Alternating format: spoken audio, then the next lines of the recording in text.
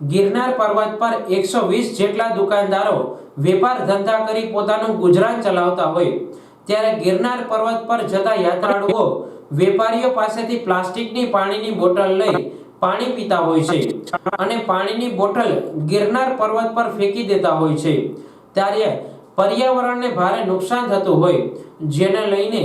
હાલ હાઈકોર્ટમાં પણ પીઆઈએલ ચાલતી હોય ત્યારે જિલ્લા કલેક્ટર દ્વારા સમિતિની રચના કરવામાં આવી છે જેને લઈને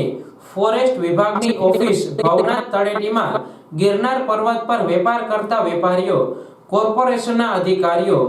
એસડીએમ, રોપવેના અધિકારીઓની સાથે એક બેઠક યોજાઈ હતી। ગિરનાર વેપારી એસોસિએશનના પ્રમુખ રમેશભાઈ બાવળિયા અને આજે અમારે અહીંયા ભૂમિબેન કેશવાલા અને વાલિયા સાહેબ ફોરેસ્ટર અને નગરપાલિકાના અધિકારીઓ પછી બીજા અમારા તમામ વેપારીઓ બધા એક મીટિંગ મળી હતી ગિરનાર પ્લાસ્ટિક નાબૂદ। તો એમાં બિસ્લેરી અમુક નહીં વેચવાની તો એવું કીધું છે, તો અમે પ્લાસ્ટિક નાબૂદ કરવા અમે પણ સહયોગ આપીએ છીએ બધા વેપારીઓ। તો એની સામે જેથી અમારા વેપારીઓ કોઈ વંચિત ના રહે, એનો ધંધો બેરોજગાર ના થાય, એની માટે એક સરકારને એક મારી નમ્ર વિનંતી છે। તો એમની માટે એવું કીધેલ છે કે માટીની આવી બોટલ અથવા તો કોઈ એવું કડક પ્લાસ્ટિકની જોઈ કે કંઈ વાંધો ના આવે પાછું પ્લાસ્ટિકની એ બોટલો લઈ શકે એવી રીતના, અને એક પ્લાસ્ટિકના કેરબા 20-20 લીટરના 5-5 કેરબા એક દુકાનદારોને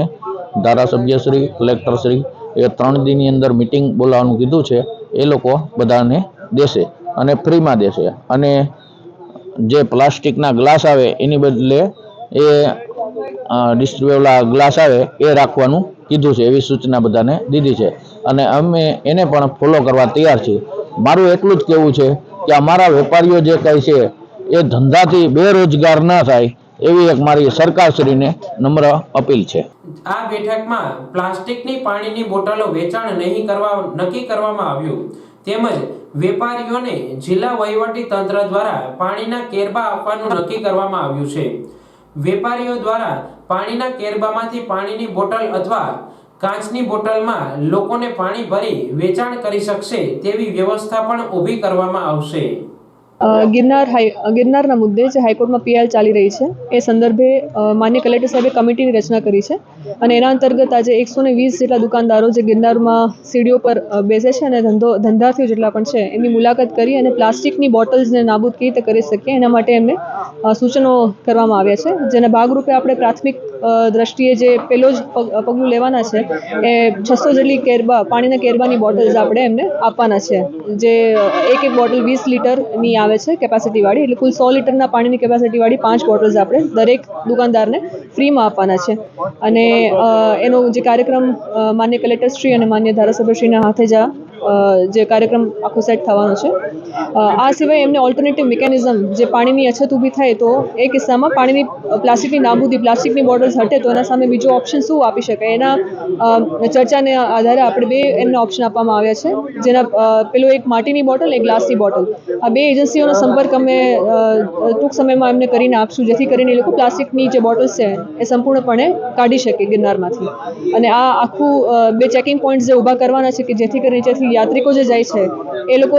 તમામનું ચેકિંગ થાય અને કદાચ કોઈ પ્લાસ્ટિકની બોટલ લઈને જતા હોય તો એ લોકો પણ બોટલ સાઈડમાં રખાવી અને ઉપર યાત્રા પોતાની કરી શકે, એ તમામ ચર્ચા અત્યારે હાથ ધરવામાં આવેલી છે। અત્યારે જે મુખ્યત્વે બધા અધિકારીઓ શ્રી જે માન્ય કલેક્ટર સાહેબની કમિટી હતી એના અંતર્ગત મુખ્યત્વે કોર્પોરેશનના અધિકારીઓ, પાણી પુરવઠાના અધિકારીઓ છે, પ્લસ વહીવટી તંત્રમાંથી પ્રાંત અધિકારીની ટીમ અને રોપવેના અત્યારે મેનેજર એમને પણ અત્યારે સાથે રાખી અને આ તમામ ચર્ચાઓ હાથ ધરવામાં આવી છે। અને ફોરેસ્ટના અધિકારીઓ પણ જેમને ફોરેસ્ટ ગેસ્ટ હાઉસમાં અત્યારે આપણે કામગીરી સોંપી છે, ફોરેસ્ટ ગેસ્ટ હાઉસમાં અત્યારે કામગીરી હાથ ધરવામાં આવી છે, મિટિંગ લીધી હતી, એમાં ફોરેસ્ટના અધિકારીઓ પણ સાથે જોડાયેલા હતા, કેમ કે આખું જે તંત્ર છે ભેગું થઈને જ અત્યારે કામગીરી કરશે તો સંપૂર્ણપણે અમે એવું ધારીએ પણ છે ને એવું થઈ પણ શકશે કે આખું પ્લાસ્ટિક આપણે સંપૂર્ણ ગિરનાર છે પ્લાસ્ટિક મુક્ત બનાવી શકશું। આના માટેની કોઈ સ્પેશિયલ સમિતિની રચના કરવામાં આવી છે મેડમ? હા, એટલે સરે અત્યારે સંપૂર્ણ કામગીરી જે છે એ એસડીએમ જુનાગઢ એટલે કે મને મારા અંતર્ગત સરે કરવામાં આપી છે અને સર પોતે મોનિટરિંગ સ્ટ્રિક્ટલી રૂટીનમાં રોજનું મોનિટરિંગ સર પોતે કલેક્ટર સાહેબ પોતે કરે છે અને સર પોતે રાઉન્ડમાં નીકળવાના છે અને આ તમામ કામગીરીનું જે સૂચન છે માન્ય કલેક્ટર સાહેબે પોતે આપેલું છે.